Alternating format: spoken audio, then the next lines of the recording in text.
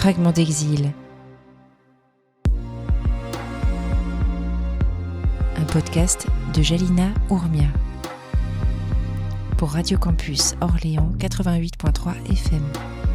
Fragments d'exil a pour objectif de déconstruire certains préjugés en donnant la parole à des personnes issues de l'immigration au parcours varié, riche et inspirant, qui méritent d'être partagés. Fragments d'exil s'inscrit dans une démarche plus large en collaboration avec le CCFD, Terre Solidaire, Mémoire Plurielle, Olivet Solidarité et le Secours catholique. Fragments d'exil.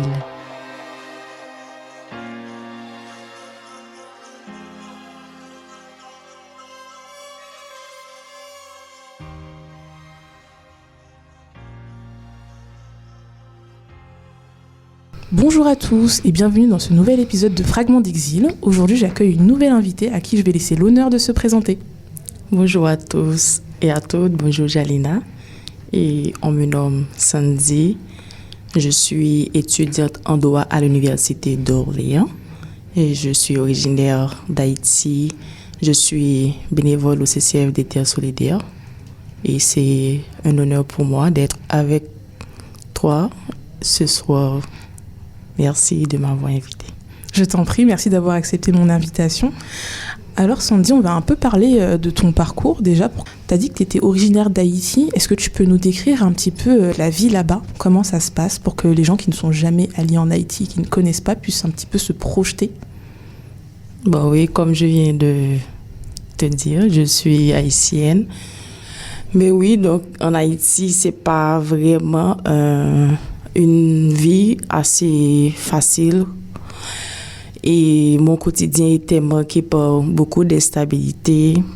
Les conditions de vie, c'est vraiment compliqué, était vraiment difficile et l'insécurité est devenue permanente et la situation politique aussi, elle est très tendue et l'économie un peu affaiblie et tout ça rend l'avenir un peu ou encore la vie un peu difficile. Mais malgré cela, Haïti reste mon pays avec sa culture, sa chaleur humaine et une identité très forte. Du coup, c'est pour cet ensemble de raisons, que tu as quitté ton pays d'origine. Mais est-ce que tu aimerais y retourner un jour, du coup, ou pas du tout? Oui. Du coup, donc, et tout de suite après mes études, soit je compte y retourner ou encore parce que je ne compte pas rester définitivement en France. Donc, le but, c'est vraiment avoir mon diplôme et après de repartir en Haïti. D'accord. Et qu'est-ce que tu as ressenti en fait au moment de ton départ? Quelles sont les émotions qui t'ont traversé à ce moment-là et qu'est-ce qui t'a fait prendre aussi comme décision de te dire là, il faut vraiment que je parte parce que je dois partir? Un élément un peu déclencheur finalement, s'il y en a eu.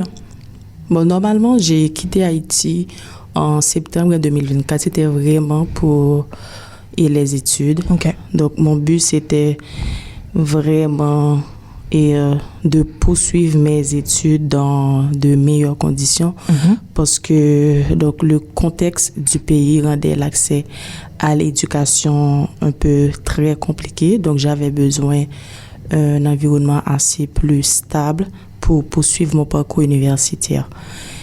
Et au moment du départ, je dois te dire sincèrement, et j'avais ressenti un peu un mélange de tristesse, d'appréhension, mais malgré tout un peu d'espoir parce que je sais pertinemment que ma vie allait changer parce que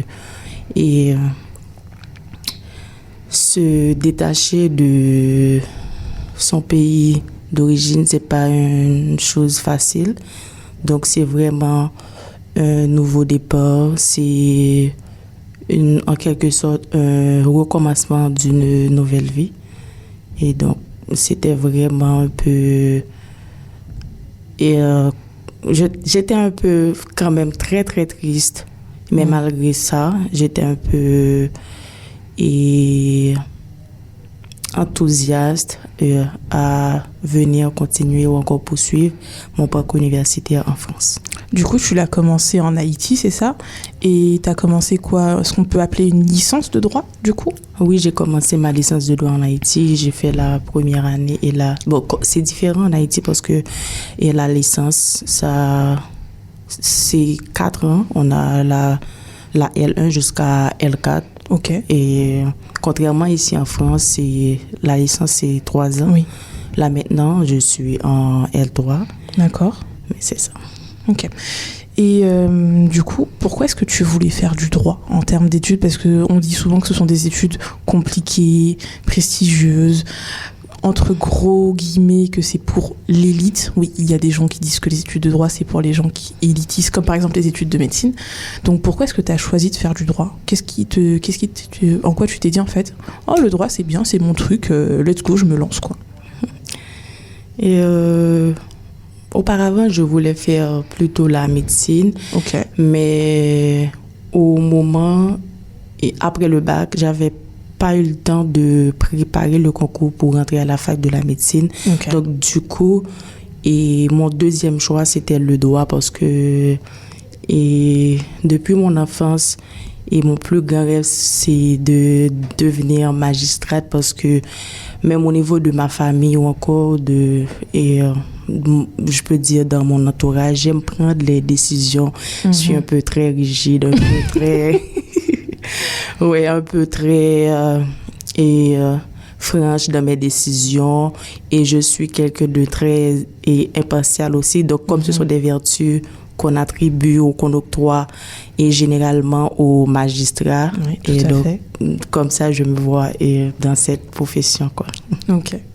Et du coup, tu disais qu'actuellement, tu étais en 3e année de licence de droit, que tu étais venue pour les études. Du coup, comment est-ce que tu es venue en France, Sandy? C'est avec un espèce de, un programme en fait pour les étudiants étrangers ou par tes propres moyens? Comment est-ce que tu as fait, si tu veux bien nous en parler? Ben oui, c'était un programme, je crois que c'est Campus France. Ok. Donc, j'ai commencé le processus depuis l'année 2023. Ok. Je crois que c'est en octobre, oui. Le début de cette campagne, c'est bien toujours le 1er octobre. Et après, c'est toute une année de préparation. Et donc, oui, c'est via Campus France que je fais mon processus de rentrée ici en France.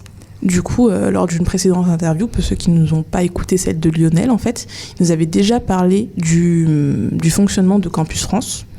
Et ce qu'il me disait, c'était qu'il y avait aussi ce stress, en fait, de ne pas être pris et que tu avais demandé qu'il devait être demandé plusieurs établissements français. Quels étaient les établissements que tu avais demandé autres que Orléans, du coup? Et je crois que j'avais sélectionné Grenoble, et Lille, Lyon 2 et Paris 8, je crois. Donc, j'ai été sélectionnée par Grenoble, Lille et Orléans. Donc, du coup, j'avais choisi Orléans. D'accord. Est-ce que ces 3 villes étaient dans ton premier choix ou alors tu voulais absolument une ville plus que les autres? Et mes 2 choix, c'était Orléans ou Lyon. Ouais. Orléans parce que j'avais un ami qui vivait ici à Orléans et Lyon parce que mon petit ami, il vivait là-bas. Okay. Donc, du coup, puisque j'ai été pas prise par Lyon 2, donc, du coup, j'ai opté pour Orléans. Puisque je peux dire, l'un de mes meilleurs amis vivait ici. Ok, et du coup, c'est des villes que tu as choisies parce qu'en fait, tu serais jamais seule dans l'une de ces villes ou c'est vraiment juste la fac et le programme qui t'intéressait et peut-être aussi ce qu'on t'avait dit de la ville en elle-même, genre, tu sais, les avis, en fait, de ces villes-là ou pas du tout? Je dois te dire, sincèrement, j'avais pas eu de bon feedback à propos de la ville d'Orléans. On m'a dit c'est une petite ville, donc c'est une galère de trouver un logement, c'est vrai. Un job d'étudiant, tout ça. Mais malgré tout, et à un moment donné, je crois que j'ai Je crains vraiment la solitude et surtout et venir dans un pays qui nous est étranger, c'est vraiment compliqué pour un départ, pour un début. Donc j'étais vraiment et un peu, comment je peux dire ça, sceptique peut-être. Oui, par rapport à ça. Donc du coup, j'ai choisi Orléans. Ok. Et une autre question. Pourquoi est-ce que tu as choisi la France? Parce que pour les programmes d'étudiants à l'étranger, il y a plein d'autres pays qui sont très ouverts justement, dont mes exemples préférés, le pays que je trouve très très ouvert au sujet de l'immigration, notamment en termes d'études et de jobs, c'est le Canada, qui a un programme super intéressant. Donc pourquoi est-ce que tu as choisi la France et pas un autre pays, par exemple de l'Union européenne ou un petit peu plus loin que la France, quoi? Je ne connais pas trop et d'autres processus à part de Campus France pour venir ici. Et j'ai choisi la France aussi parce que c'est un pays francophone, donc ce qui me permettait de poursuivre mes études sans la barrière de la langue, malgré la France c'est avec. Et cette question de l'accent français là, moi-même je m'en fiche, mais malgré tout c'est contrairement si c'était un pays anglophone, donc c'est, comment je peux dire ça, ce ne serait pas la même chose. D'accord. Et la qualité de l'enseignement aussi, ça m'a motivée ici en France, notamment et le droit. Oui. Et après, c'est ce que je peux dire de mon choix de ce pays. Est-ce que tu aimerais continuer tes études à l'étranger? Peut-être, par exemple, imaginons que tu as un master, est-ce que tu aimerais qu'on poursuive dans le programme qu'on appelle l'Erasmus? Est-ce que tu sais ce que c'est? Oui, j'ai entendu parler de ce programme, mais je ne pense pas. Je préfère rester faire mon master ici en France et après. Donc comme ça, après, et dès que j'obtiendrai mon diplôme, soit comme je viens de te dire, de repartir en Haïti et de poursuivre mon parcours universitaire dans un autre pays. Ok. Et par exemple, si tu voudrais aller dans un autre pays, ce serait lequel? Est-ce que tu as déjà des pistes ou pas du tout? Le Canada. Le Canada. Sachant que c'est un pays francophone, notamment dans la province du Québec, et qu'il est aussi anglophone, mais l'avantage du Québec, c'est que la langue officielle est le français, donc on ne peut pas te forcer à parler anglais, ce qui est un très très bon point quand tu ne maîtrises pas l'anglais. Mais ok. Et tu aimerais faire un master de quoi? Par exemple, si tu pouvais, imaginons le master de tes rêves, on te prend sans condition, on te dit oui, on vous prend, comme ça, par magie, ce serait lequel et dans quelle ville du coup? Quelle université plutôt? Normalement, j'aime beaucoup le droit pénal, donc du coup, ce serait bien de me spécialiser dans le droit pénal. Mais du coup, j'aime le droit privé. C'est mon master, je compte faire un master en droit privé. Non, mais je tout ce qui est l'État. Donc, ça t'intéresse pas. C'est vraiment les rapports entre les particuliers. Donc tu préfères protéger les personnes plutôt que protéger l'État. Non, mais je comprends. Je suis aussi privatiste et le droit public, c'est dur. C'est pas dur dans le sens où c'est compliqué. C'est dur dans le sens que c'est pas intéressant pour tout le monde. Disons, on va dire ça comme ça. Pour moi, je trouve que c'est très dur. Parce que même pour assimiler les leçons en droit public, c'est une galère pour moi. C'est parce que ça ne t'intéresse pas du tout, finalement?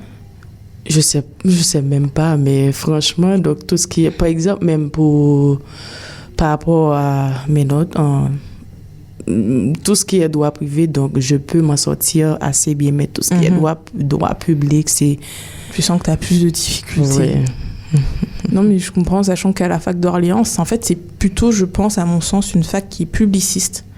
dans le fait qu'il y a beaucoup de matières publiques. Justement. Et c'est très compliqué quand tu es privatiste de te dire que en première année, deuxième année, ça va encore. Mais troisième année, tu te rends compte, en fait, il y a plein de matières publiques. Et tu regardes, tu te dis, mais les matières privatistes, en fait, ont disparu de l'équation. Mais c'est Elles vrai. se sont soustraites très, très rapidement. Et moi, qui suis privatiste aussi, je me dis, mais en fait, tout ce que j'aime, c'est parti. Mais oui, Tout c'est ce vrai que parce j'aime est parti. Contrairement à ce que j'ai remarqué, je crois que c'est à l'université de Lyon 2. Donc, dès la troisième année de licence, tu as le choix de prendre soit des cours strictement qui ont rapport au droit privé ou au droit public. Mais là, ici, à Orléans, je crois, soit le droit général ou le droit européen. Ouais, justement. Mais on ne peut pas faire soit le droit privé ou le droit public. Oui. Mais en fait, c'est que chaque fac, en fait, va s'organiser différemment. Notamment à Orléans, en fait, c'est pour l'ensemble des facs, mais moi, je connais que la fac d'Orléans pour l'instant, donc je vais parler principalement de la fac d'Orléans. C'est que j'ai l'impression que tu peux faire un petit peu ce que j'appellerais un cursus hybride, en fait.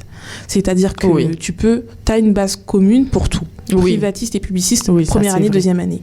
Et puis, tu arrives en troisième année, on doit choisir deux matières, du coup. Et tu peux te rendre compte que tu peux mixer une matière publique, une matière privatiste, et que ça pose de problème à personne. Alors que dans certaines facs, c'est impossible de faire quelque chose comme ça. Tu as des socles déjà tout faits, comme tu le disais, à Lyon 2.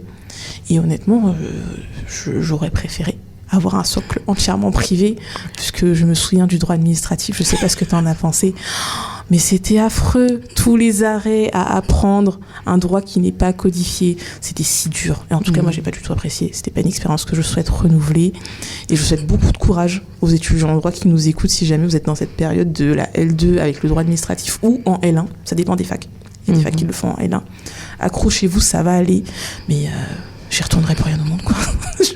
Non, mais c'était un véritable traumatisme. Oui, c'est vrai. Après, l'enseignement à Orléans est quand même bien fait. On va pas mentir là-dessus, c'est juste que les matières ne nous intéressent pas spécialement. Ouais. C'est comme un publiciste. Lionel est publiciste. Du coup, je l'ai reçu il y a quelques semaines déjà maintenant. Et pour ceux qui ont déjà écouté l'interview, mais pour ceux qui ne l'ont pas, je vais faire un tout petit rappel. Il est dans le droit de l'urbanisme pur. Donc, c'est un publiciste pur qui travaille en mairie. Et quand l'épisode sortira, si tu veux écouter son point de vue sur le droit privé, il l'expose un petit peu.